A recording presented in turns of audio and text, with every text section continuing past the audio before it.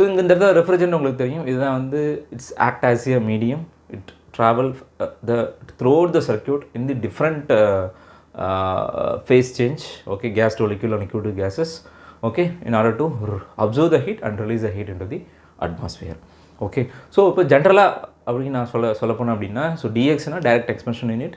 சிம்பிளாக வந்து பார்த்திங்கன்னா இண்டோரில் இருக்கிற அந்த ஹீட்டை வந்து அப்சர்வ் பண்ணி உங்களுக்கு அட்மாஸ்பியருக்கு வந்து ரிஜெக்ட் பண்ணும். ஸோ இங்கே டேரெக்டாக ரெஃப்ரிஜரண்ட் வந்து இன்வால்வ் ஆகிறதால இது வந்து நம்ம டேரக்ட் எக்ஸ்பென்ஷன் யூனிட்னு சொல்கிறோம்.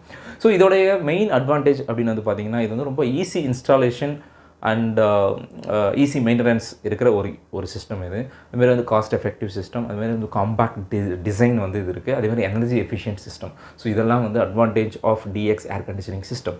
ஸோ இது வந்து எந்தெந்த பேக்கேஜாக வந்து மார்க்கெட்டில் இருக்குது அப்படின்னா, இப்போ நான் சொன்ன மாதிரி ஸ்பிளிட் ஏசியாக இருக்கலாம், இன்டோர் அவுட்டோர் கான்செப்டில் இருக்கலாம், இல்லை VRV variable refrigerant volume, variable refrigerant